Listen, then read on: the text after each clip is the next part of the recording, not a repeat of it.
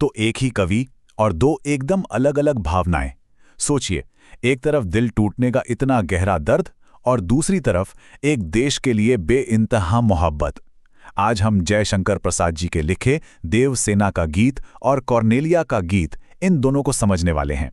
देखते हैं कि इन गीतों में आखिर ऐसा क्या खास है। अब ये सवाल बहुत दिलचस्प है ना? और इसका जवाब मिलता है जयशंकर प्रसाद के दो बहुत ही मशहूर नाटकों में, स्कंदगुप्त और चंद्रगुप्त। देखिए, देवसेना का गीत लिया गया है स्कंदगुप्त से, जो एक इंसान के दिल के दर्द की कहानी है, और कॉर्नेलिया का गीत चंद्रगुप्त से है, जो पूरे देश के गौरव का जश्न मनाता है। तो चलिए इन दोनों अलग अलग इमोशनल दुनियाओं में एक एक करके चलते हैं। हमारी यात्रा शुरू होती है देवसेना के गीत से, एक ऐसी कहानी जिसमें दर्द ही दर्द है।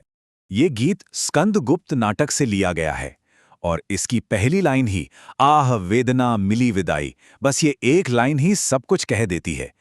देवसेना अपनी पूरी जिंदगी को पलटकर देख रही है और उसे एहसास होता है कि उसका एकमात्र साथी तो हमेशा दर्द ही रहा, और आज वो उसी दर्द से विदा ले रही है।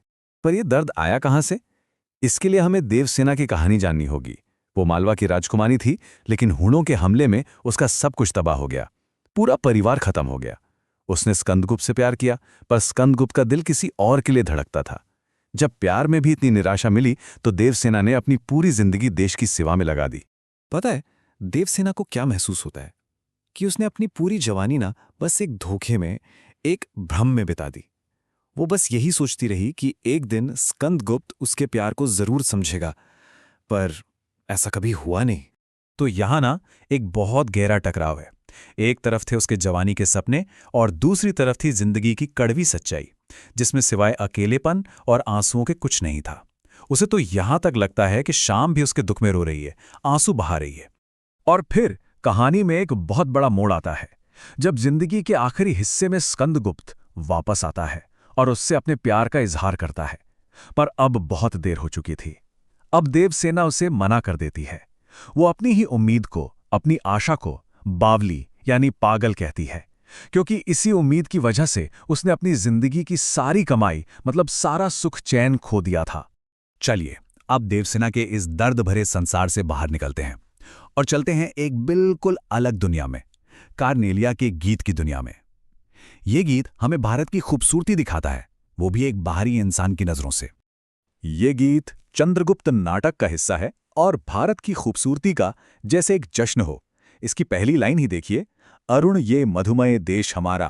अरुण यानी सुबह की वो लालिमा, और मधुमय यानी मिठास से भरा हुआ। मतलब ये देश सुबह की पहली किरण जैसा खूबसूरत और शहद जैसा मीठा है। तो ये कॉर्नेलिया है कौन? वो यूनानी सेनापति सेल्यूकस की बेटी है, और वो भारत आकर यहाँ की सुंदरता पर पूरी तरह से मोहित हो गई है। उसके गीत के जरिए हम भारत को एक ऐसे मेहमान की नजरों से देखते हैं जिसे लगता है कि बस यही उसका घर है। तो उसे क्या क्या अच्छा लगता है भारत में?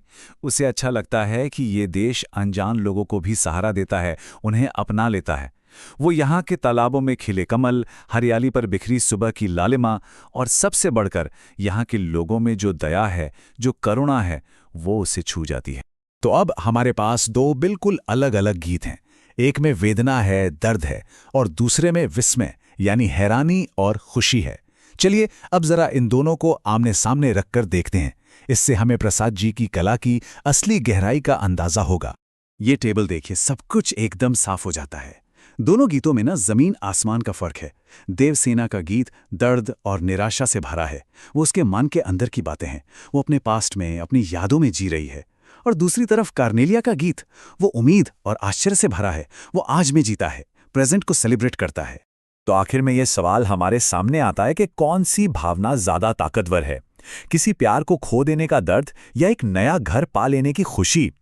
जयशंकर प्रसाद जी हमें इसी सोच के साथ छोड़ जाते हैं, ये सोचने के लिए कि असल में हमारी पहचान किससे बनती है, उस दर्द से जो हम सहते हैं या उस खुशी से जो हम खोजते हैं।